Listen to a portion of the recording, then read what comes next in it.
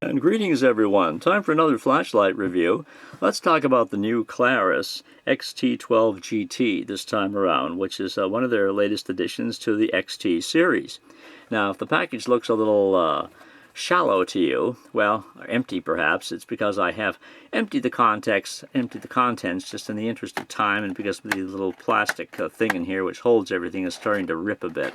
So anyway, this is the box for the XT12GT. It is a pretty fancy flashlight. It has some similarities to the one I previously reviewed, which was the XT11S, which you can also find here on YouTube. And there are some similarities, but this one's more powerful and a little bit bigger. It has a CREE XHP 35 high D4 LED, which sounds rather impressive, and I haven't heard of this exact LED before. Perhaps the XHP, but not the high and the D4 part. So it's pretty. It puts out a very tight, very well focused beam for a very long distance, 603 meters, as you can see here on the box. And 1600 lumens, if I haven't mentioned that already, is the top output, and it does have two programmable settings, as the other lights in the XP series, in the XT series do. Tactical setting and an outdoor setting. By default, once you open the first time you open the package and put the battery in and turn it on, it is in the tactical setting, and that's where you get strobe by pressing just one button. Once you go over to the outdoor setting, you'll lose the strobe, but you'll get low in the same place as you would have strobe in the other settings. So this is for strobe and this is for low, and both give you instant access to turbo mode, as well as either strobe or low, plus of course the other settings, which are medium and high, and SOS, which you get in the outdoor setting. Now if this all sounds confusing, I would suggest perhaps that you head over to my website at lightsandgear.com, where I have the whole thing written out, hopefully in plain English, and where I explain each of these settings and exactly what you get by pressing which button on both settings. So that's all at lightsandgear.com, where the link is in the description, and also somewhere here within the video. Anyway, you do get quite a few useful features on this light. Here's the bit of information on the side, which does talk about the beam distance, and also the fact that it's impact resistant to a meter, and that it is submersible, waterproof to IPX8. And on the back here is some more information regarding the LED and the interface, and also your mode settings right here: turbo, high, medium, and low, plus strobe and SOS. And within the box you do get the instruction manual, which is right here, which of course does have the KLARUS diagram, or the however you want to talk about their way of describing how to use the light. And this is what I've written out on the written review in my website. So this is where I've tried to explain each of this, and I think I do reasonably well. Sometimes following their little schematic here can take a few minutes of unbridled concentration, if you sort of get my drift. Anyway, one of the other things that this flashlight offers, which is extremely unique, is a little magnetic charger, which also doubles as a keyring light.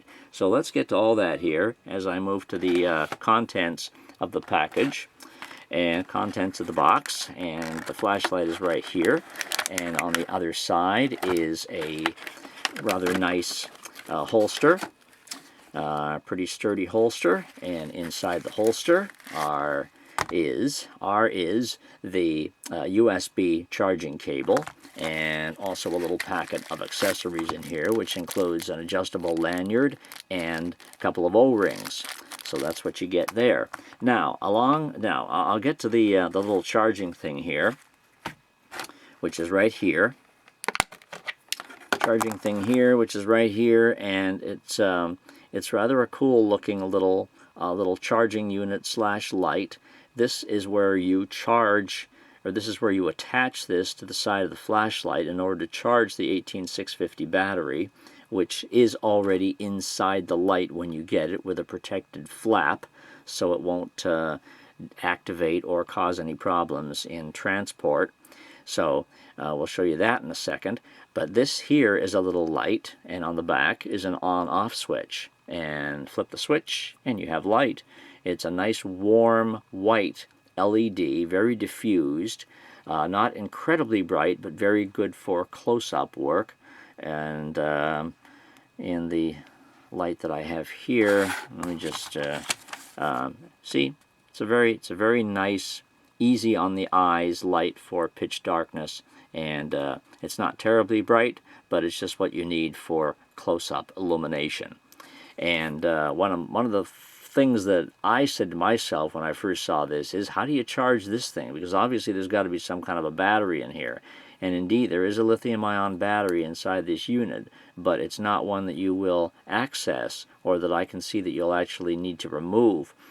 Here, by the way, on the end is the USB input. So they say that as soon as you attach this to the flashlight, which you do like this, it's magnetic. So as soon as you attach that and plug that in, of course, with the USB on the end here, and this into a USB source, as soon as you do that, it will not only charge the battery inside the flashlight, but it'll charge the battery in this as well. So that's what they say will happen. My question was, does it actually charge separately from the flashlight? If I just plug this into a USB source, will this battery charge like that? I don't know. It doesn't say so in the manual if it does that or not.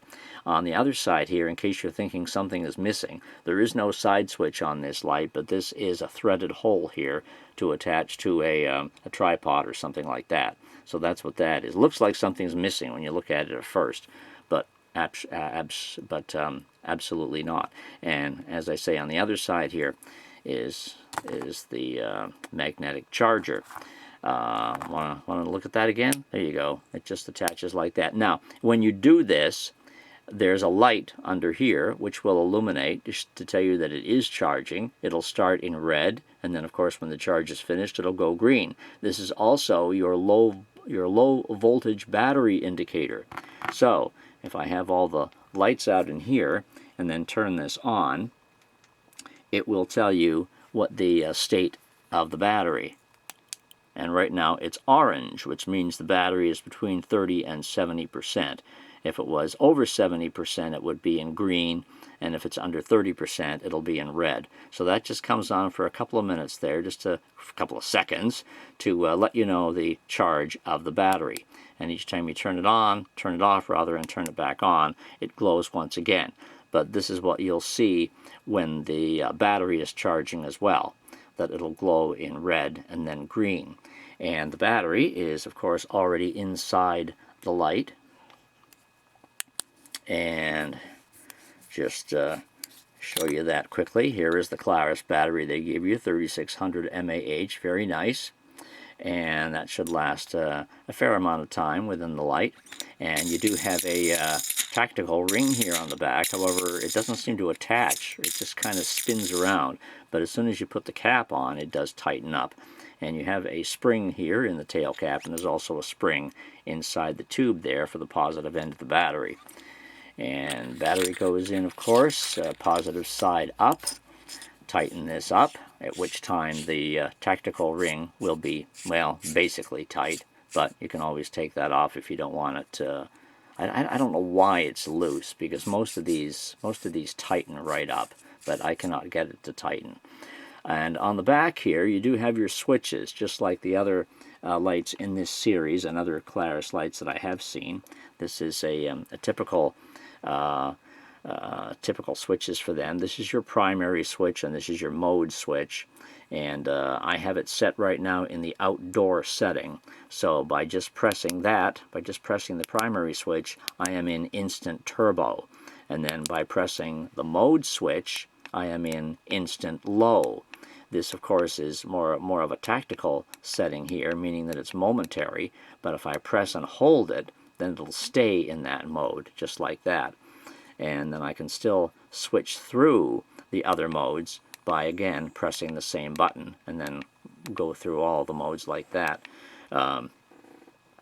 So that's the basic operation of the light. Again, if you want to see more of that, head to my website where I've written it all out in more of an easy to understand form. Let me turn the other lights off here just so we can take a look at this rather remarkable beam. There are, if I haven't mentioned it already, also on the website are the outdoor beam shots, which of course show you what this light can basically do at a distance. Oh, sorry about the swiveling camera. Oh, okay. All right, so this is turbo mode right here. Not going to do a whole lot to show you distance inside this room, but it does go a long way. And, you know, basically with turbo, you just click it on and click it off, and that's the setting you're in right now. If I press the other switch, of course, it will go to the other modes. Here is low, and here's medium, and here's high, and then back up to turbo once again. So those are your modes. Now, if I wanted to get to SOS, I have to press and hold the flat button for a few seconds and wait, and then it goes into SOS mode. Again, strobe is not visible on this particular setting. I'd have to change the tactical mode to get strobe. So SOS is the only flashing mode that's available on this particular setting. Now, if I press that again, it just goes right back to mode. It just goes right back to low, and then I have to press the other button to turn it off. And then if I press that same button to turn it back on again, it'll come back on in instant turbo. There is no mode memory on this light, just so you know that. No mode memory, because you're already getting instant low and instant turbo on this particular setting. On the other setting, you get instant strobe and instant turbo. So you will never be able to memorize the medium or the high modes. You just have to click to them after you've already turned it on to get to either low or turbo. Does that make sense? Again, that's why I'm saying if you read it on my website where I've tried to explain it all, hopefully it does make more sense that way. So that's how you operate the flashlight, and it is a pretty nice light. It does have some rather useful features, as you can see, and it also has the fact that they've included the battery is very nice. Getting to be more familiar with these particular settings is the only learning curve, which after you've done it a couple of times or after you've set the one that you want, it's not too difficult to you know, get the hang of what it is that you want to do. And looking down the bezel here, you can see the smooth reflector, which is very deep, which gives you the long throw and the focused beam. There's your XHP LED down in there, little tiny thing. And this, of course, has the sort of the crenellations on here for destroying something or breaking glass or being more in a defense mode, if you will, and like that there. So it's a nice light, and the folks at GearBest were nice enough to supply it to me. There's also a link below if you'd like to pick it up from their website and use the coupon code, which I put down as well, which will save you a few bucks.